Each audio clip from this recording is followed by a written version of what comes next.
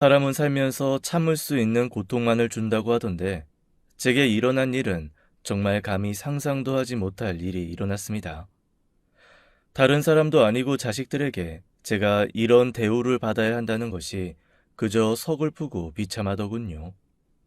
남들에게 말도 못하고 몇 년을 끙끙 속으로만 앓다가 이제야 사연을 적어보려 용기를 내오니 끝까지 잘 들어봐 주시면 감사하겠습니다.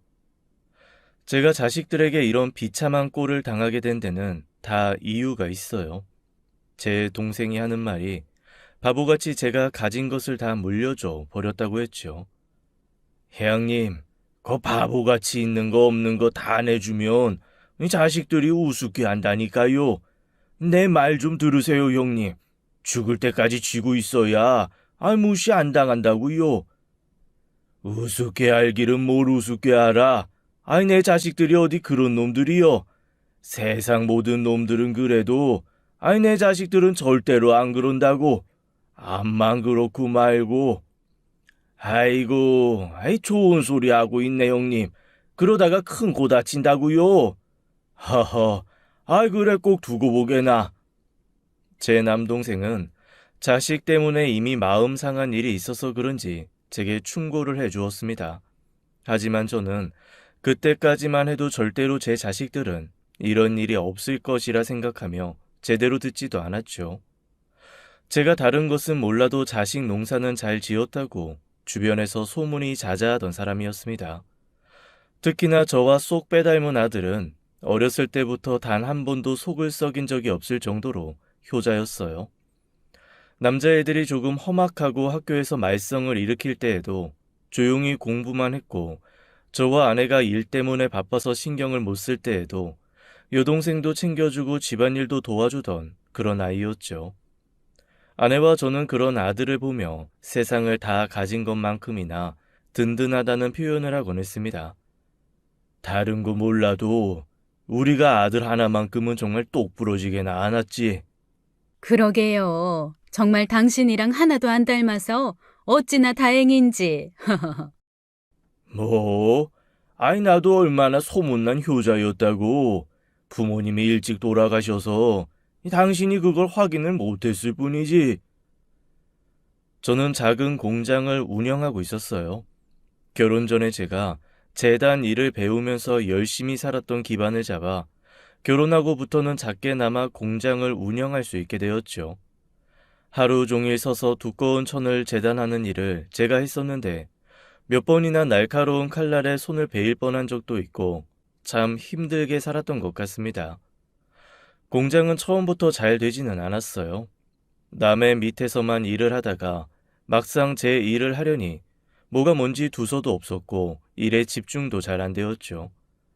단순히 일만 잘하면 되는 것이 아니라 운영을 하면서 직원 관리도 해야 하는데 그게 진짜 많이 힘들었습니다.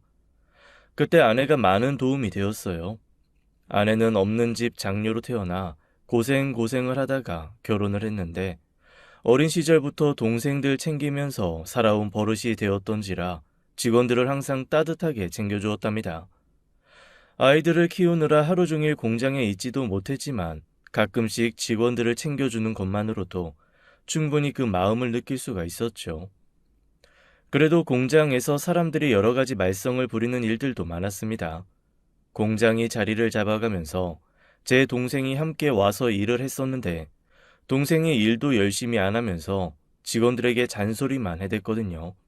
자기가 뭐라도 되는 듯이 막 다른 사람들을 나무라면서 일 똑바로 하라고 그러고 예쁘장하게 생긴 아줌마한테 찝적대기도 했었나 봅니다. 하루는 아줌마 직원이 제게 와서 일을 그만두겠다고 해서 밝혀지게 되었죠. 사장님, 저 정말 더러워서 못 다니겠어요. 박 실장님 왜 그러세요, 정말? 저한테 자꾸만 밥 먹자 그러고 술 한잔 하자 그러고 미치겠어요, 진짜. 아이고, 미안해요. 애가 왜 그랬을까? 그럴 애가 아닌데. 저 결혼한 거 뻔히 알면서 왜 그러시는 거예요? 정말 다시 한번 이러시면 저 경찰 부를 거예요. 경찰서에 신고해서 진짜 합의도 안 해주고 그럴 거라고요. 미안하게 됐어요.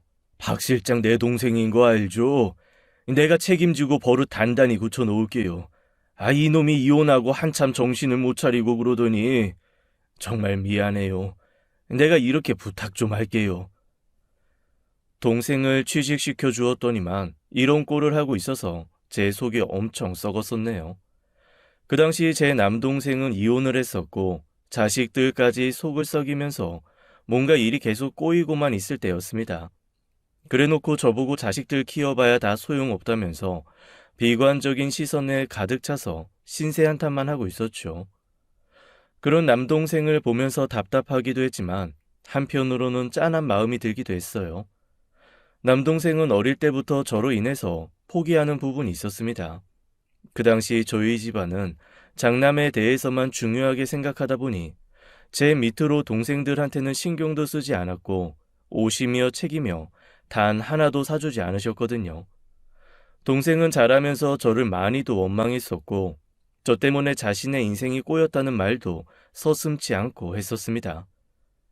우리 부모님이 형만 그렇게 챙기지 않았어도 훨씬 내가 잘 풀렸을 텐데 그놈의 장남 노래를 불러서 내가 이 꼴이 난 거 아니야. 그래, 다 내 탓이다, 내 탓이야. 뭐 잘나지도 않은 장남이 돼서 미안하다, 미안해. 마누라한테 이혼당하고 자식들한테 무시당하니 아주 내가 요즘 인생이 죽을 맛이야. 어디 콱 코 박고 죽어버리고 싶다니까. 그런 쏠데없는 소리 하지 마. 그러지 말고 우리 회사에 와서 일이나 배워.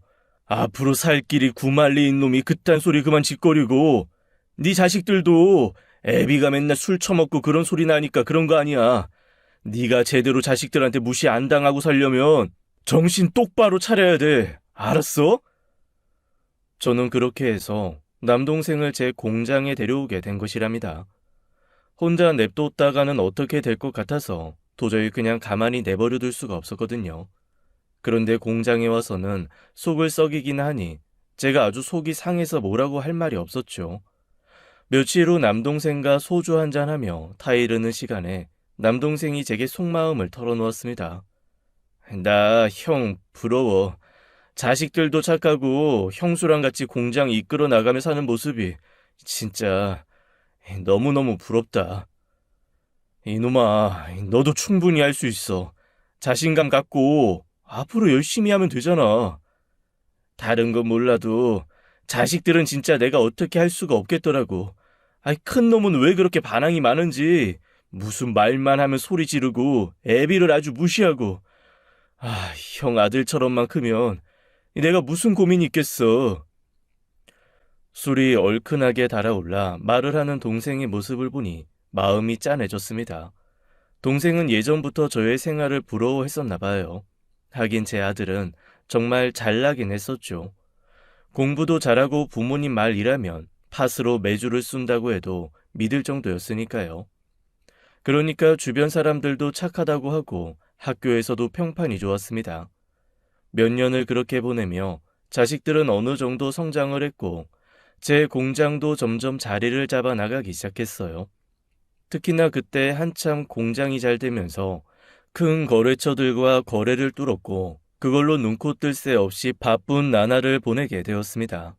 바쁜 만큼 매출도 올랐고 저희 부부는 매일매일 웃음이 떠나질 않았어요. 사람이 아무리 피곤해도 돈이 잘 벌리니 피곤한 것도 있고 열심히 일을 하게 되었죠. 저는 그 공장으로 작은 땅을 하나 샀고 그 땅이 몇 년 후에 엄청 가격이 오른 탓에 몇 억의 수익을 내고 땅을 팔 수 있었습니다. 그리고 그 땅에서 벌어들인 수익으로 작은 건물을 샀고 점점 제 재산이 불어났어요. 자식들도 잘 성장해서 대학생이 되었고 저희 가족은 평생 이렇게 행복하게 살 수 있을 줄 알았습니다. 하지만 이토록 행복한 저희 가족에게 큰 불행이 닥쳐왔어요. 아들이 막 대학교를 졸업하고 직장에 취직을 할 즈음 아내가 암이라는 병을 얻게 되었죠. 그 당시 한창 막내딸이 미술을 해서 외국으로 유학을 간다고 할 때였었고 아내가 반대를 하던 시절이었습니다. 저는 괜히 아내가 아픈 것이 막내딸 때문에 속을 썩어서 그런다며 모진 말도 했던 것 같아요. 네가 그렇게 멀리 떨어져서 유학을 간다고 고집을 피우니 니네 엄마가 좀 속상해. 그래서 그것 때문에 신경 쓰다가 이 꼴이 난 거 아니냐? 아빠 말이 틀렸어? 아빠 왜 그렇게 말해? 말도 안 되는 억지를 부려 왜? 아빠 이런 사람 아니었잖아. 엄마가 아파서 속상한 건 아빠만이 아니라고. 나도 많이 속상하고 정말 가슴이 아파. 그러니까 아이 네가 왜 고집을 부려 고집을 부리기를. 오빠처럼 저렇게 말 잘 듣고 조용히 있으면 엄마가 왜 아프냐고 이 못된 놈 같으니라고. 아빠, 정말 아빠한테 실망이야. 저는 이때부터 딸과의 사이가 많이 나빠졌었어요. 어린 시절부터 아들과는 다르게 자유분방하고 고집도 세더니만 커서도 꼭 속을 썩여서 아내를 힘들게 한다고 생각을 했죠. 아내는 제게 뭐라고 했지만 저는 그때 그렇게 강하게 생각을 했습니다. 정말 바보 같은 생각이었고 저도 지금 와서 생각해보면 그때 왜 그랬는지 모르겠어요. 당신 미쳤어? 왜 자꾸 미연이한테 그런 이상한 말을 해? 내가 아픈 게 왜 미연이 탓이야? 말도 안 되는 억지를 왜 부리느냐고? 미연이가 얼마나 속상하겠어. 그 녀석이 지 오빠처럼 조용히 공부나 할 것이지. 어렸을 적부터 당신 속을 그렇게 썩였잖아. 말도 안 듣고 학교에서도 말썽이고. 그래서 당신이 스트레스 받아서. 그래서. 당신 자식한테 버림받고 싶어? 자식이 바보야? 맨날 아들만 감싸고. 이렇게 말도 안 되는 억지 부리면 누가 당신 곁에 남아있으려고 하겠어. 바보 같은 소리 제발 하지 마. 그리고 미연이고 민철이고 둘 다 소중한 우리 자식이야. 당신이 민철이만 감싸고 도는 거 모를 줄 알아? 그니까 제발 이제는 그러지 좀 말라고. 어? 미연이 잘못되면 내가 당신 가만히 안 둘 줄 알아. 아내는 제게 거칠게 대응했어요. 제가 어린 시절부터 딸과 아들을 차별해 왔다면서 딸이 마음고생을 많이 했을 것이라는 말도 덧붙였습니다. 하지만 그때는 그런저런 말들이 귀에 들어오지도 않았죠. 딸이 상처를 받든 말든 제 마음속에는 아내가 아픈 것만 눈에 들어왔거든요. 얼마 후 아내는 딸을 유학길에 올려보냈습니다. 미술에 재능이 있던 딸의 앞길이 방해하고 싶지 않다고 했죠. 어차피 유학을 가든 안 가든 자신의 건강은 자신이 이겨내야 할 일이라고 하면서요. 제 아내는 이토록 정신이 강한 사람이었습니다. 결국 딸은 유학길에 올랐고 아내는 치료와 수술을 병행하며 괜찮은 듯 보였어요. 저는 그동안 돈 때문에 아내에게 신경을 쓰지 못한 것이 미안해서 아내가 먹고 싶다고 하는 것, 사고 싶다고 하는 것을 눈여겨놓았다가 다 사주었습니다. 아내의 병을 고칠 수만 있다면 돈이 얼마가 들어도 상관없다고 생각했죠. 공장은 너무나도 잘 운영이 되고 있었고 재테크를 위해서 사놓은 땅도 하늘 높은 줄 모르고 쑥쑥 가격이 올라가고 있었어요. 그렇게 모든 것이 다 잘 되고 있는 것 같아 보였던 그때에 아내의 암이 다시 다른 부위로 재발이 되었다는 소식이 들려왔고 저는 절망에 빠졌습니다. 모든 것을 다 내려놓을 정도로 심각한 패닉 상태에 빠졌었는데 나중에 정신을 차려보니 아내는 더 이상 손을 쓸 수 없을 정도로 심각한 상태에 놓여 있었죠. 암이 재발되면 무조건 사기나 말기이기 때문에 그때는 진짜 힘들어진다고 하더군요. 제 아내도 다른 부위로 말기암 상태로 전이가 되어버렸고 그때부터는 아무것도 할 수가 없었습니다. 부랴부랴 외국에 유학가 있던 딸도 돌아왔고 가족 모두가 아내의 병에 힘을 모았지만 더 이상 기적은 찾아오지 않았고 아내는 딱 1년 후 세상을 먼저 떠나고 말았어요. 제 나이 50대 초반이 되었을 무렵인데 혼자 되어버렸다는 생각에 세상을 살기도 싫었습니다. 한참을 방황하고 또 방황하며 술로 하루하루를 보냈고 공장은 아주 난리나기 일보 직전이었죠. 제 동생이라도 중심을 잡고 잘 운영을 했어야 하는 건데 제 동생이 또 그럴 만한 능력이 없는 사람이라 모든 것이 엉망진창이었나 봅니다. 거래처 여러 군데에서 전화가 왔지만 제대로 받지도 않으며 홀로 방 구석에 틀어박혀 보내고 있었는데 공장에서 일을 하던 아주머니 한 명이 제 집에 반찬을 싸서 찾아왔더군요. 사장님, 여기 반찬 좀 싸왔어요. 제가 다른 건 몰라도 손맛 좋다는 소리는 많이 들어봤거든요. 이것 좀 들어보세요. 얼른요. 아니, 이게 다 뭐예요? 여기 두고 가세요. 나 지금 이런 거 먹을 기분 아니니까 두고 가세요. 나중에 먹을게요. 먹을 기분 아니셔도 먹어야 돼요. 제가 사장님 밑에서 오래 일해봐서 알잖아요. 이 공장 어떻게 읽어오셨는지 지금 이 공장 위기예요. 남의 손에 넘어가도 좋으세요? 사모님이 잘도 좋아하시겠어요. 사장님 이거 드시고 얼른 정신 차리셔서 공장 일으키셔야죠. 저도 이렇게 일자리 잃는 거 싫어요. 저도 남편 없어서 먹여 살려야 할 자식이 있다고요. 공장 직원의 진심 어린 충고를 들은 저는 뒤통수에 뭔가 한 대를 얻어맞은 것 같은 느낌이 들면서 정신이 번쩍 들더군요. 아내와 함께 그렇게 힘들게 공장을 일구었던 지난 날들이 떠올랐고 더 이상 이렇게 살면 안 되겠다는 생각이 들었습니다. 결국 며칠 후 정신을 가다듬고 다시 공장으로 출근을 했고 집안에 사두었던 술 박스들을 모조리 갖다 버렸어요. 공장은 여기저기 엉망진창이었죠. 남동생이 저 대신 뭔가 운영을 해줬어야 했는데 그런 기대를 한 제가 잘못이었다는 것을 깨달았습니다. 그리고 그때부터 처음부터 다시 시작하자는 마음을 먹었고 바닥부터 다시 시작했어요. 제일 먼저 나가 공장 청소부터 시작했고 다 퇴근을 한 후에도 뒷정리를 혼자 하면서 마음을 다잡았죠. 그렇게 열심히 살아가다 보니 아내를 잃은 슬픔이 조금씩 가라앉기 시작했고 그 무렵 남동생의 아들 녀석인 조카가 저를 찾아왔습니다. 큰아빠, 저 정말 이런 말씀 드려서 죄송한데 방 한 칸 얻을 보증금 좀 해주세요. 당장 아기가 나오려고 하는데 먹고 살 집이 없어서. 뭐? 아기?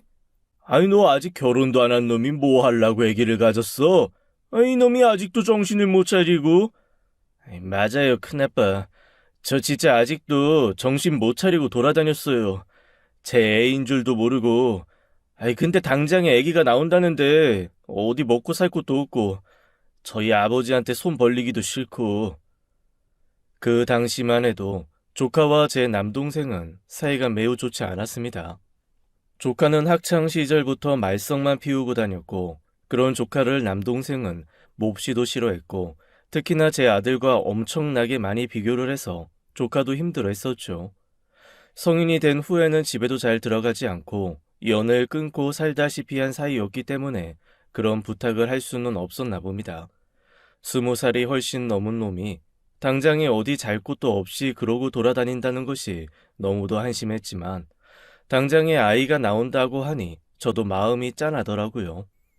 통장에서 3천만 원을 꺼내 작은 빌라 전세를 얻어주었고 조카는 그곳에서 새 신혼살림을 차릴 수 있었습니다.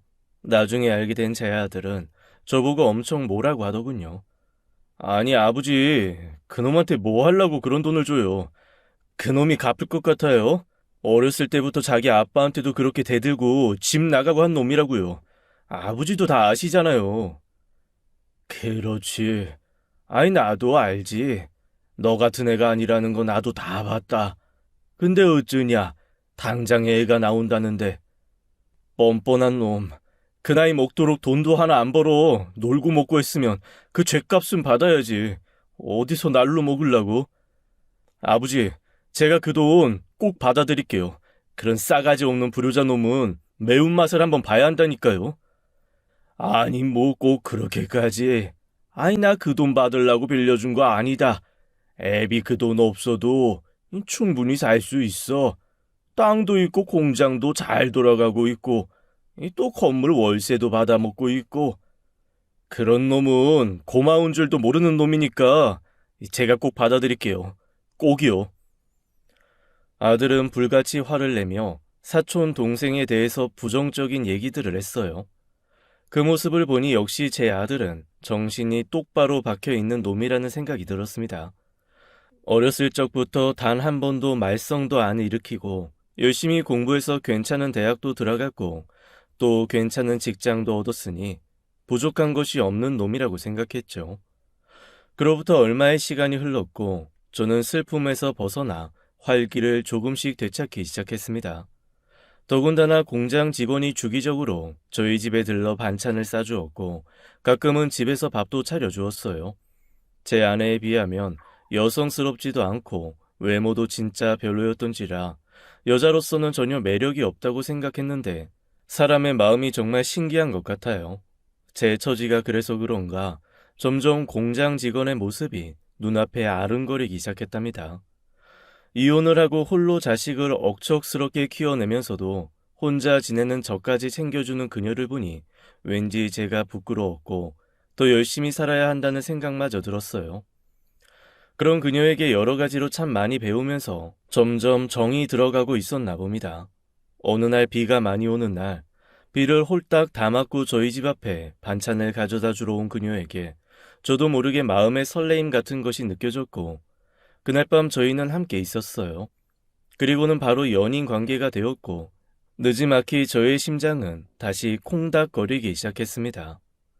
남사스러워서 처음에는 아무에게도 말하지 않고 숨기고 있었지만 얼마 후 아들이 집에 들렀다가 그녀를 마주치게 되었죠. 아들은 그때 술에 약간 취해 있었는데 뭔가 일이 잘 풀리지 않는지 얼굴 표정이 좋지 않은 상태이더군요. 근데 아주머니 누구세요? 저희 아버지 집에 왜 계신 거죠? 아, 반가워요. 아드님이시구나. 말씀 많이 들었어요. 워낙에 효자라서 사장님, 사모님이 많이 자랑하셨죠. 공장 직원이세요?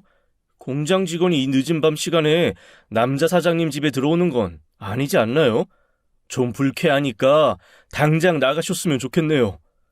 저기 아들아, 내가 아직 못한 말이 좀 있는데 말이다. 아이 그게 저기 일단 나랑 나가서 잠깐 얘기 좀 하자.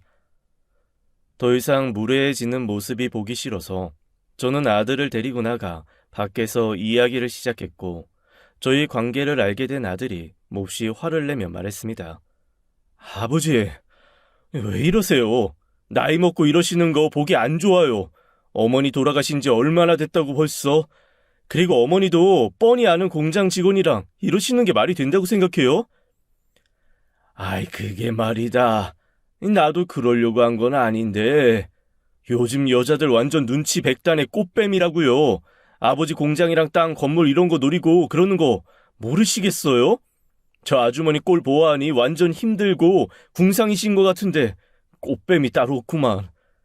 아이 저기, 아이 아무리 그래도 꽃뱀이라니 말이 너무 심한 거 아니냐. 그토록 착한 아들이 내뱉은 말은 너무도 충격적이었습니다. 물론 죽은 지 엄마를 그리워하는 마음 때문인지는 알겠으나 서운한 생각이 드는 것은 어쩔 수가 없더군요. 아들은 그 말을 내뱉고도 뭔가 더 기분이 언짢은지 화를 주체하지 못한 채 집으로 돌아갔습니다. 아들이 돌아가고 나니 참 많은 생각이 들더군요. 제가 이렇게 새로운 만남하는 것 자체가 그렇게 잘못한 일인가 싶고 저도 저의 인생이 있는데 왜 그토록 싫어하나 싶기도 했고 말이죠. 주변 사람들 말을 들어보니 다들 부모 재산이 있으면 이런다고 하던데 혹시나 제 아들이 그런 생각을 하나 싶기도 했지만 이내 생각을 고쳐 먹었습니다. 아니야. 이 세상 모든 놈들이 다 그래도 내 아들은 아니야. 이 놈이 어렸을 때부터 얼마나 철이 일찍 들었는데 절대 아닐 거야. 아닐 거고 아니고 말고. 아들은 그 후로 한참 동안 연락이 없더군요.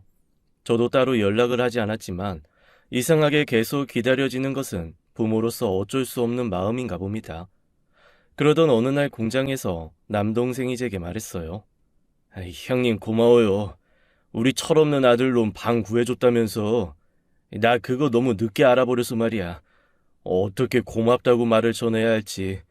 그 녀석의 급한 마음에 이자도 제대로 못 챙겨서 드렸다면서 얼마나 죄송해하던지.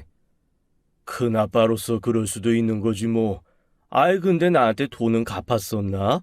언제 갚았지? 은행 계좌로 입금을 했대. 아니, 민철이가 하도 닥달을 해서 얼마 전까지 열심히 모아서 다 줬다는데 그거 갚느라고 아주 주말까지 알바를 하면서 돈 1,000원 한 장 안 썼다고 하던데 이놈이 자식 낳고 보니 이제야 좀 철이 들었나 봐. 이게 다 형님 덕분이에요. 진짜 고마워요 형님. 이 그 꼴통을 뭘 보고. 저는 순간 5만 가지 생각이 머릿속에 펼쳐졌어요. 남동생 말대로라면 분명히 제 아들이 3천만 원이라는 돈을 받은 것이 분명한데 아들이 왜 제게 그 돈을 주지 않았을까 궁금해졌습니다. 잠시 시간을 내서 아들에게 전화를 걸었는데 차마 그 돈에 대한 이야기는 하지 않았고 혹시 제게 뭐 할 말 없느냐고 물었죠. 아들은 태연하게 할 말이 없다고 하면서 저보고 그 아줌마랑 당장에 헤어지라고 하면서 돈 때문에 저를 만나는 것이라며 또 억지를 부렸습니다. 일단 저는 아들을 믿어주기로 했어요. 아들이 까먹었거나 혹은 뭔가 이유가 있어서 제게 말을 하지 않은 것이라고 생각이 들었죠. 하지만 시간이 지나도 아들은 제게 아무 말도 하지 않았습니다. 그리고 몇 달 후 자신이 결혼을 하고 싶다는 여자를 인사시켜준다며 저희 집에 데려왔죠. 몇 달 사이 뭔가 모르게 분위기가 달라진 것 같은 아들을 보며 뭔가 이상하다는 생각이 들긴 했으나 차마 물어볼 수는 없었습니다. 아들이 데려온 여자는 욕심이 많게 생겼고 집안 형편은 어려웠지만 결혼식은 성대하게 하고 싶다고 했고 신혼집으로 방 3개에 대단지 아파트를 원한다며 또박또박 말을 하는 여자였어요. 제가 욕심이 많다고 생각하실 수도 있겠지만 아버님 능력이 되신다는 말씀을 들었어요. 그리고 솔직히 장남 결혼시키는데 여력이 있으신 부모님들은 다들 그 정도는 해주시더라고요. 제가 결혼해서 아이 잘 키우고 하면 전혀 아깝다고 생각하지 않으실 거예요. 그럼 지금 하는 일은 어떻게 되는지 물어봐도 될까요? 아, 저요? 얼마 전까지 회사 다니다가 적성에 맞지 않아서 그만두고 결혼 준비에 돌입하려고요. 아, 주식은 오랫동안 해서 꽤 이것저것 잘 알고 있어요. 이 사람도 제가 알려줬고요. 힘든 것도 있었지만 그래도 저 때문에 얼마 전엔 돈 좀 만진 걸로 알아요. 아들의 여자친구는 자신만만하게도 주식을 한다고 하더군요. 사실 저는 주식, 복권 이런 건 별로 좋아하지 않는답니다. 열심히 일을 해서 벌려고 하는 것이 아니라 왠지 허황된 꿈만 꾸는 것 같은 느낌이 들더라고요. 그런 쪽에 빠져 있는 사람을 보면 딱히 일도 열심히 안 하는 것 같아서 별로라고 생각을 했는데 그런 사람이 제 며느리가 될 것이라고는 상상도 하지 못했던 일이죠. 아들은 제 눈치를 살피면서 빨리 다른 화제로 이야기를 돌렸는데 그때 저는 뭔가 직감할 수 있었습니다. 조카에게서 받은 3천만 원이라는 돈을 왠지 아들이 주식으로 썼을 것이라는 생각이 들었죠. 다음날 아들에게 전화를 걸어 그 사실을 물어보았더니 아들은 순순히 그렇다고 대답을 했습니다. 아버지, 조금만 기다려주시면 제가 다 갚을게요. 그때 하도 마이너스가 심해서. 이 녀석아, 그런 일이 있으면 내게 말이라도 해야지. 어떻게 아무 소리도 안 하고 있냐? 이 애비가 설마 하니 그 돈 때문에 뭐라고 할까 봐서 그랬냐? 아버지가 다른 여자한테 눈이 뒤집혀서 있으니까 그렇죠. 그 여자랑 데이트하면서 쓰는 돈은 아깝지 않으면서 그 돈 달라고 그러실까 봐. 그분하고는 헤어지신 거 맞죠? 이제 안 들러붙어요? 혹시라도 아버지한테 뭐 돈 얘기하거나 그러면 저한테 얘기하세요. 아니면 일찌감치 제 명의로 재산 돌려놓으시는 것도 방법이고요. 아들은 왠지 모르게 조금 달라져 있는 것 같은 느낌이었습니다. 어린 시절 제가 알던 아들의 모습이 아니라 뭔가 낯설었고 돈에 굉장히 집착을 하는 것처럼 보였죠. 하도 말썽을 부리며 살았던 조카 녀석은 이제야 정신을 차리고 하루에도 일을 2탕씩 하면서 저 자식 먹여 살리는 모습이 참 보기 좋던데 제 아들은 뭔가 이상한 모습으로 변해 있는 것 같았습니다. 얼마 후 외국에서 오래 살던 딸이 한국으로 귀국을 했어요. 딸은 지 엄마가 세상을 떠나던 때 잠시 한국에 들어와 있다가 일주일 후 다시 외국으로 들어가 그곳에서 자리를 잡고 살고 싶다고 했었거든요. 예전에 아내가 아픈 것이 딸 때문이라고 소리를 해서인지 딸과 제 사이가 좋지 않았기에 한국으로 돌아와도 살짝 대면대면했습니다. 딸은 제게 살갑게 다가오지 않았고 저 역시 그런 딸에게 먼저 손을 내밀지 못했던 것 같아요. 그런 저희 부녀 관계를 다시 좋게 만들어준 것이 지금 제 옆에 있는 이 사람입니다. 저희 집에 이런저런 장을 봐서 음식을 만들어 두고 딸을 초대해 주었고 딸의 귀국을 축하하는 케이크까지 멋지게 준비해 주었죠. 뿐만 아니라 그동안 제가 갖고 있던 딸에 대한 미안한 마음을 저 대신에 전해주기도 했습니다. 딸은 처음에는 이 사람에 대해서 선입견을 갖고 있다가 조금 지난 후부터는 굉장히 오픈 마인드로 이 사람을 대해주었어요. 외국에서 살아서 그런가 바라보는 관점이 확실히 지 오빠하고는 다르다는 것을 깨달았습니다. 어떻게 보면 저는 딸 덕분에 그녀에 대해 더 마음을 열게 되었고 제가 하는 이 연애가 나쁜 짓이 아니라는 것을 느끼게 되었던 것 같아요. 딸은 그 후로도 자주 저희 집에 들러서 밥도 먹고 가고 맛있는 음식도 사다 주고 갔고 제가 만나고 있는 그녀와도 살갑게 잘 지내게 되었습니다. 그러는 사이 아들은 결혼을 하게 되었고 저는 아들이 원하는 대로 대단지 30평대 아파트를 마련해 주었어요. 아들 내외는 크게 기뻐하지도 않았고 당연히 받아야 하는 것처럼 행동을 해서 제가 기분이 살짝 좋지는 않았지만 어쨌든 자식들한테 부족함 없이 해줄 수 있는 제 자신이 자랑스럽기도 했습니다. 어느 날 딸은 제게 이런 말을 하기도 했죠. 아빠, 근데 오빠가 요즘 좀 많이 변한 것 같아. 예전에 그 오빠 모습이 아니야. 회사는 그만둔 거야? 맨날 집에만 있고 일도 안 하는 것 같던데. 오빠 왜 그래? 그게 무슨 소리냐? 일을 안 한다니? 그놈이 일을 안 하고 지 가정을 어떻게 꾸리려고? 새언니랑 둘이 뭔가 꿍꿍이가 있는 것 같더라고. 아빠한테는 무슨 얘기 안 했어? 돈 얘기라든가 뭐 그런 거. 나한테는 뭘 자꾸 투자하라고 하고 얼마 전엔 영철이한테도 그랬었다던데? 영철이한테도? 그놈이 무슨 돈이 있다고 걔한테 그래? 아들은 자기 동생과 사촌 동생에게까지 투자 이야기를 하면서 일도 하지 않는 것 같았습니다. 저도 아들이 뭔가 이상하게 변하고 있다는 것을 예전부터 알고 있기는 했지만 인정하고 싶지 않았던 것 같아요. 애써 외면하며 지내왔는데 몇 년 후에는 더욱 기가 막힌 일이 벌어지고 말았습니다. 애인으로 깊게 만들고 있던 그녀의 큰아들이 저희 공장에 찾아와 황당한 이야기를 해주었거든요. 제 아들이 돈을 요구했고 그 돈을 해주지 않으면 그녀를 꽃뱀으로 고소를 한다고 했다고 했습니다. 아니 그게 무슨 말도 안 되는 소리예요. 우리 아들이 진짜 그런 말을 했어요. 네, 정말 그래서 저도 기가 막혀서 아저씨 저희 엄마가 아저씨 꼬시려고 뭐 어떻게 했어요? 아저씨 저희 엄마한테 돈 빌려주신 거예요? 저희 엄마 꽃뱀 아니잖아요.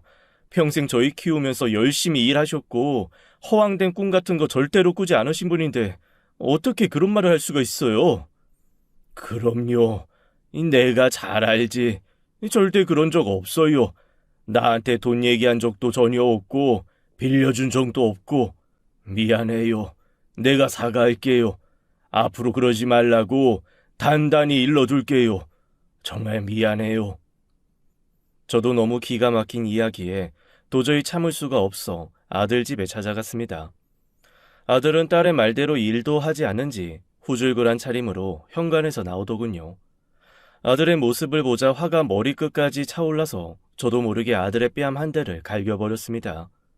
황당한 모습의 아들을 보니 후회가 밀려왔지만 사과는 하지 않았어요.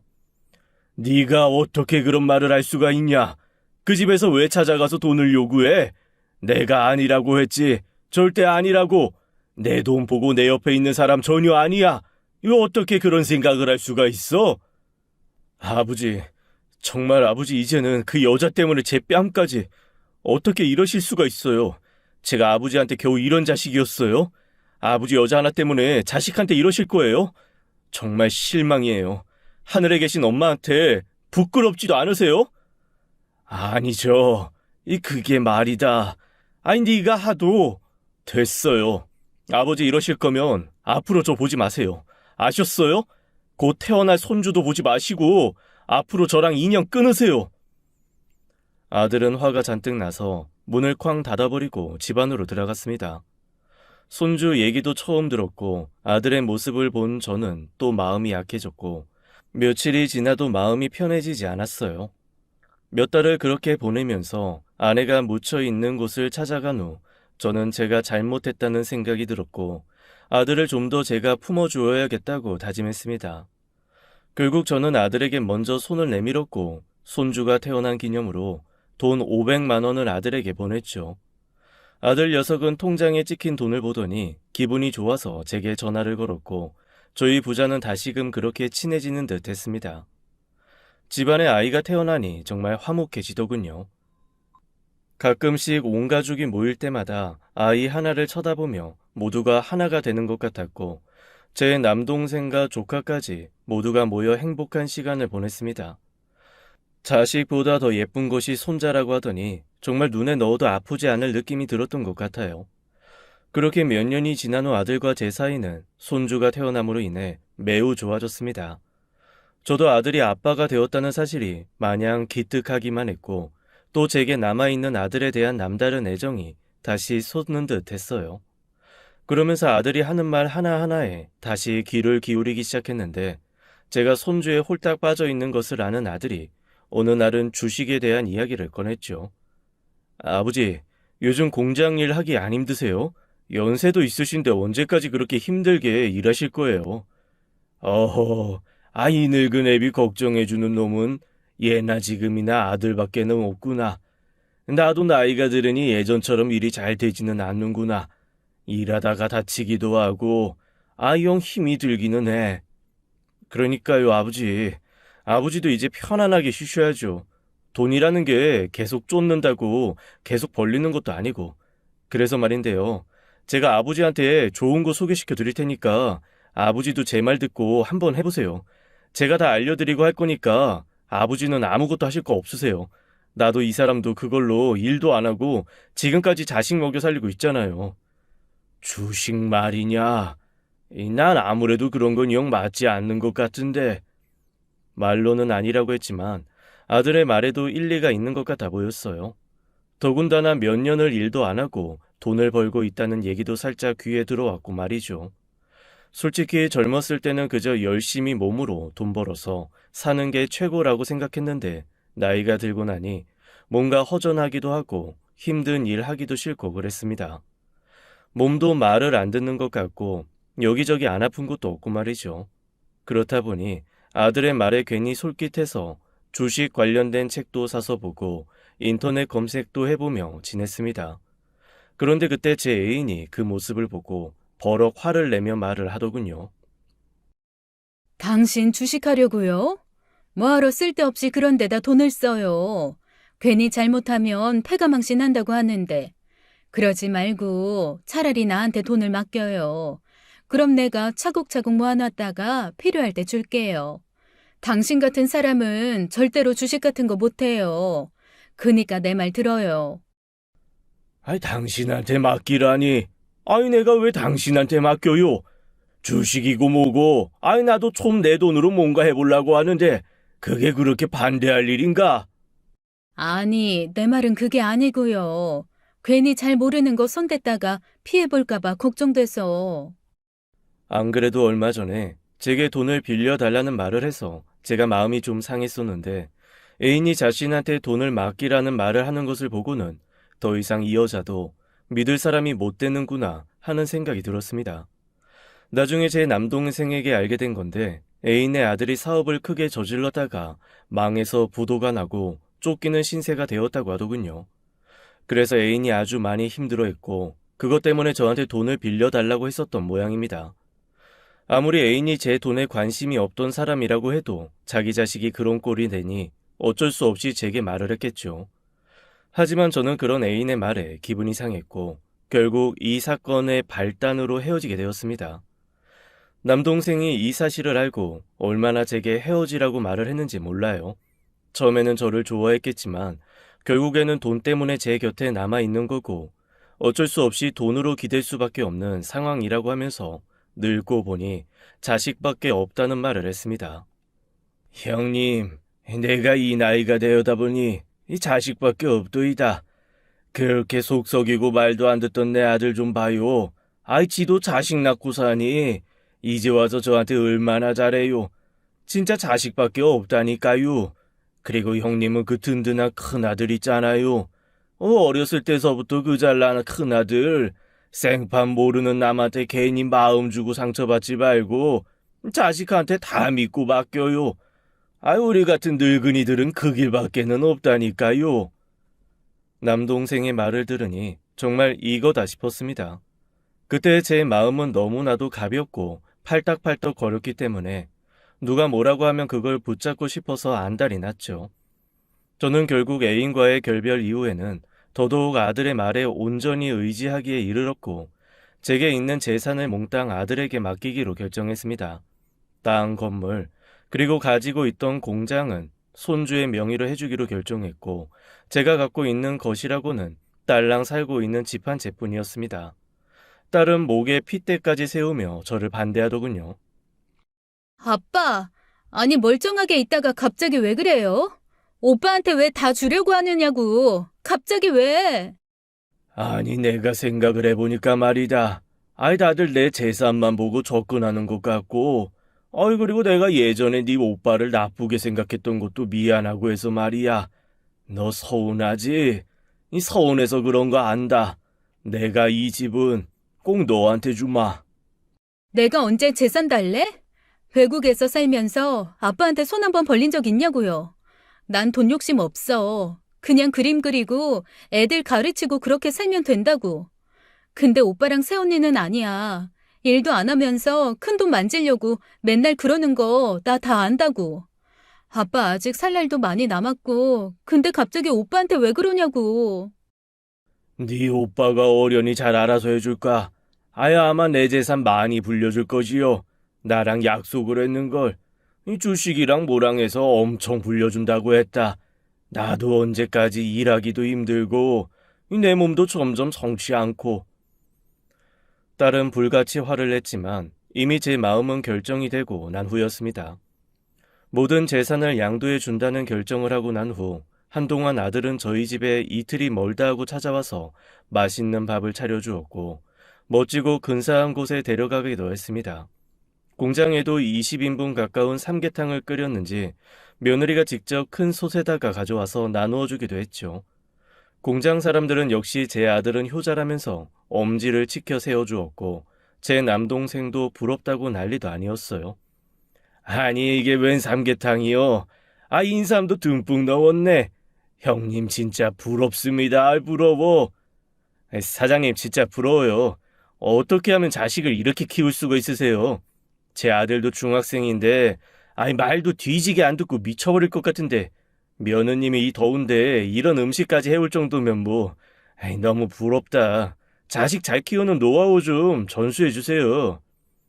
아이고, 노하우까지 있겠어요. 그냥 제 인생 열심히 살고 그런 것뿐인데 역시 사람은 늙으면 자식 덕에 산다고 하더니 제가 딱 그 모습인 것 같아 하늘에 있는 아내에게 감사한 생각마저 들었습니다. 애인과는 헤어져 조금 외롭긴 했지만 이렇게 자식이 든든하게 있으니 남부러울 것도 없었죠. 저는 그렇게 모든 결정을 끝내고 아들에게 제 재산의 거의 전부를 미리 증여해 주었습니다. 제가 변호사를 불러 재산을 증여해 줄 때 딸이 나타나 효도 계약서라는 것을 들고 왔어요. 오빠 말도 안 되는 이 행동, 나 정말 이해 안 되지만 우리 아빠가 결정한 거니까 내가 더 이상 뭐라고 반대는 안 해. 근데 여기에 사인은 해줘야겠어. 잘 읽어봐. 이게 뭔데 그래? 효도 계약서? 이게 다 뭐냐? 무슨 효도를 계약서를 쓰고 해. 응, 요즘 세상이 워낙에 험악해야지. 아빠 돈이 뭐 한두 푼도 아니고 오빠가 불려준다는 그 말 어떻게 믿냐? 어차피 오빠도 평생 혼자 계실 아빠 모실 생각으로 받는 거 아니야? 안 그래요, 새언니? 왜? 싫어? 참나, 기가 막혀서. 야, 싫긴 뭐가 싫어? 야, 한 달에 한 번 찾아뵙고 한 달에 100만 원 드리는 거 그게 뭐가 어렵다고? 그거 재산 안 받아도 지금도 충분히 할 수 있거든? 그래, 알았으니까 사인이나 해. 잘 읽어보고. 그 맨 밑에 보이지? 지키지 않을 시엔 다시 재산이고 뭐고 원상태로 되돌려 놓는다고. 아이고, 꼴 같지도 않다. 어디서 이런 걸 계약서라고 들고 와서는 참나. 알았다, 알았어. 사인하면 될 거 아니야. 딸이 들고 온 효도 계약서를 보더니 아들은 헛웃음을 치며 쉽게 사인해 주었어요. 이게 얼마나 법적인 효력이 있을 것이라고는 상상도 못한 모습이었죠. 그렇게 그날 모든 절차가 마무리되었습니다. 마음 한구석에 구멍이 뚫린 것 같은 느낌도 들었지만 한편으로는 앞으로의 인생이 기대도 되었어요. 아들이 제 재산도 불려주고 잘 해줄 것이라는 생각을 했었죠. 그런데 얼마 후 점점 아들 내외의 발길은 뜸해지기 시작했습니다. 딸의 말대로라면 적어도 한 달에 한 번은 찾아와서 밥도 해주고 살림도 돌봐준다고 하던데 한 달에 한 번은커녕 제가 먼저 전화를 해도 잘 받지도 않더군요. 바빠서 그런 거겠지. 한창 그 나이에 자식 키우고 먹여 살리려면 눈코 뜰 새 없이 바빴던 제 지난 날이 생각나 그저 마음을 편하게 먹으려고 무진장 노력을 했었죠. 하지만 그렇게 마음을 먹기에는 제가 아들 녀석에게 물려준 재산이 너무나도 컸었습니다. 시간이 지날수록 불길한 예감이 들었는데 얼마 후 정말 놀라 뒤로 자빠질 만한 일이 벌어지고 말았습니다. 아들이 제 통장에 있는 돈까지 싸그리 다 가져다 주식에다 투자를 해버렸고 제가 갖고 있던 땅, 건물도 다 팔아서 무슨 코인인가 어디다 투자를 해버렸다고 하더군요. 문제는 그 주식이 아주 쫄딱 다 망해버려서 수억이나 되는 돈이 순식간에 날아가 버렸습니다. 그 사실을 알게 된 저는 그 자리에서 놀라서 뒤로 자빠져 버렸어요. 무슨 말이 나오지도 않았고 도대체 이게 있을 수 있는 일인가 하늘이 노랗게 보이며 정신이 멍하기만 했죠. 아니 이게 정말 있을 수 있는 일이냐? 아니 어떻게 도대체 이런 일이 일어나? 도대체 어떻게? 내가 어떻게 모은 돈인데? 아이고 나 죽네 나 죽어. 순식간에 일어난 일이라 정신이 멍했는데 그 뒤로는 기억이 나지 않았습니다. 나중에 깨어보니 병원 침대에 누워있는 제 자신을 발견했고 병실에는 아들 내외가 있었어요. 정신을 조금 차릴 때쯤 아들 녀석이 며느리와 하는 이야기를 들었는데 그 말을 듣고 저는 다시 기절을 하고 말았습니다. 아 어쩔 거야 이 노인네. 더 이상 돈 나올 구멍이나 있는 거야? 돈 없는 노인 모셔서 뭐해. 그냥 요양원에나 보내버리자. 요양원은 뭐 아무나 가? 한 달에 내는 돈이 얼만데. 저 노인네 돈 다 빼다 써서 이제 나올 구멍도 없는데. 그냥 폐가에다가 버려버릴까? 아니다. 지금 살고 있는 집은 있잖아. 마지막으로 그거 빼다가 쓰고 버릴까? 미연이가 알면 개지랄 떨 텐데 가만히 있을까 모르겠네. 제 재산을 몽땅 다 빼앗아 가듯이 한 것도 모자라 이번에는 저를 폐가에다가 버릴 생각을 하고 있는 아들 내외를 보니 그냥 살고 싶지도 않더군요. 그때 너무 충격을 받았는지 순간 뇌경색이 찾아왔고 저는 그렇게 병원에 한동안 입원을 하게 되었습니다. 병실에 찾아온 제 남동생과 조카 그리고 제 딸은 아들이 한 얘기가 뭔지도 모른 채 제 건강만 걱정하고 있더군요. 저는 다행히 수술을 하지 않고 약물 치료가 가능한 상태여서 약물로 치료를 하며 조금은 의사 표현을 할 수 있었습니다. 말이 제대로 나오지 않자 종이에 펜으로 아들 이름을 썼고 딸에게 눈물로 호소했어요. 아빠, 이게 뭐야? 오빠 이름을 왜 썼어? 오빠가 뭐라고 했어? 어? 오빠지. 아빠 이렇게 만든 사람 오빠 맞지? 내가 가만 안 둬. 이것들 내가 아주 그냥 요절을 내버릴 거야. 아빠한테 쓴 효도 계약서 그거 내가 변호사 찾아가서 다 효력 있는 서류로 만들어놨거든? 아빠 기다려봐. 이것들 내가 아주 가만히 안 둬. 딸은 제 눈물을 닦아주며 걱정하지 말라고 말해주었고 옆에 있던 제 남동생과 조카 역시 제 딸을 도와 이런저런 것들을 알아봐 주었습니다. 그리고 아들이 제 모든 재산을 이용해 주식과 코인 등에 투자해서 날려버렸다는 것을 알게 되었고 그들의 꿍꿍이까지 알아차려버렸죠. 집안은 말 그대로 풍비박산 나버렸고 어마어마하게 싸움이 벌어졌습니다. 결국 딸은 변호사를 대동해 오빠를 고소했고 그 과정에서 저를 두고 며느리가 하는 얘기는 과간도 아니었죠. 그럼 아가씨가 모시든가요. 뇌경색 걸려서 이제 거동도 불편해져서 똥오줌도 제대로 못 가릴 텐데. 그럼 그거 다 누가 치울 건데요? 말해봐요. 아가씨가 할 거예요? 아들한테 맡겼으면 어련히 믿고 기다리면 될 것을 뭘 이렇게 급하게 난동을 피워요? 난동? 새언니, 말 다 했어? 한두 푼 하는 돈도 아니고 수십억을 가져다가 홀라당 날려먹고 우리 아빠를 폐가에 버린다고 했다며? 우리 아빠가 똑똑히 두기로 듣고 나한테 글씨로 써서 얘기해줬거든? 이러고도 사람이야? 당신들이 사람이냐고! 우리 아빠가 뭘 잘못했어, 어? 어렸을 때부터 장남 하나 잘 키운다고 얼마나 개고생을 하면서 키웠는데 그걸 왜 나한테 와서 얘기해? 개고생을 했는지 안 했는지 내가 어떻게 안다고? 내가 봤어? 봤냐고? 그리고 그 주식도 아버님이 직접 하신 거라고. 봐봐, 아버님 이름으로 돼 있잖아. 뭣도 모르는 영감탱이가 욕심만 많아가지고. 며느리는 이제 거짓말까지 하고 있었습니다. 주식의 주자도 모르는 제가 직접 다 투자해서 그 많은 돈을 날려먹었다고 뻔뻔하게 거짓말을 하는데 정말 기가 막혀서 말도 안 나오더군요. 알고 보니 제 모든 서류를 위조해서 아들과 며느리가 짜고 치는 고스톱이었고 저는 눈뜨고 아들 내외한테 코를 베인 격이 되어버리고 말았습니다. 그토록 믿고 의지했던 제 장남이 어쩌다가 이런 꼴이 되었는지 정말 속상하고 또 비참했습니다. 어린 시절부터 저희 부부의 자랑이자 제 남동생마저도 늘 부러워했던 놈인데 이런 폐륜을 저지른다는 생각을 하니 잠이 한숨도 오지 않더군요. 제 딸은 더 이상 이런 꼴을 두고 볼 수만은 없다며 그때 받아놓은 효도 계약서를 써먹어야 한다고 했습니다. 이제서야 자세히 확인해보니 그곳에는 아버지인 제가 그 어떤 상황이나 병중에 놓일 때에도 죽을 때까지 효도를 한다고 적혀 있었고 만약 그것에 위배되는 행동을 하면 증여한 재산을 다시 되돌려 받을 수 있다는 계약이 명시되어 있었습니다. 결국 저는 딸과 함께 민사소송까지 끌고 갔어요. 이래서 뭐하러 인생을 사나 싶을 정도로 마음이 헛헛했지만 그렇다고 괘씸한 아들 내외를 가만히 둘 수는 없었죠. 아들 내외는 제가 증여한 재산을 모두 원상태로 되돌려 놓으라는 판결을 받게 되었고 그제서야 제 앞에 무릎을 꿇고 싹싹 빌기 시작했습니다. 저기 아버지 제 말 좀 들어보세요. 아버지 저 믿으시죠? 네? 그래 내 장남. 우리 장남 내가 그렇게 예뻐하던 우리 아들이 어찌 이렇게 됐다냐? 이 효도 계약서 보이냐? 보여? 내가 네 놈한테 재산 줄 때 썼던 계약서다.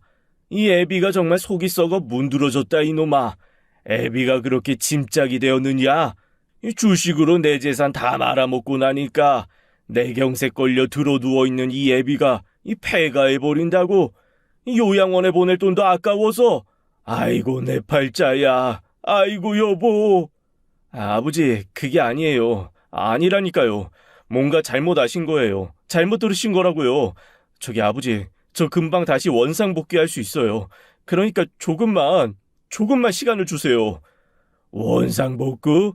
이놈아, 그렇게 똑똑하고 총명하던 네가 일도 안 하고 하루 종일 잠옷 입고 집에서 컴퓨터만 보더니만 사람이 욕심이 한도 끝도 없다. 너 이놈 내가 정말 하늘에 있는 네 엄마한테 고개를 들 수가 없다 이놈아. 아이씨 진짜 계속 이렇게 고집 피우실 거예요? 요양원에 가봤자 뭐 거기서 왕자님 대접받을 줄 알아요? 병들어 늙은 노인네 그냥 드러누워 있게만 만든다고요. 그게 걱정돼서 그런 건데 왜 그래요? 말귀를 못 알아듣고 사람을 이상하게 취급하시네 우리 아버지. 이놈의 자식, 이 버릇없는 놈의 자식 같으니라고. 너 이놈, 이 효도계약서 보고도 그딴 말이 나오냐? 너 내가 너를 그렇게 가르치대? 순간 저를 찾아온 제 남동생과 남동생의 아들은 그 광경을 보고 도저히 참지 못했고 조카는 제 아들의 얼굴에 주먹질을 했습니다. 형, 와 이거 완전히 쓰레기네. 어렸을 때부터 그렇게 공부도 잘하고 효자로 크더니만 커서는 완전 쓰레기가 됐네. 큰아버지를 뭐 어디에 보내? 내가 형 큰아버지 돈 달라고 닥달할 때부터 알아봤어야 하는 건데 당장 꺼져. 큰아버지 내가 모셔. 내가 우리 집에 모시고 갈 거야.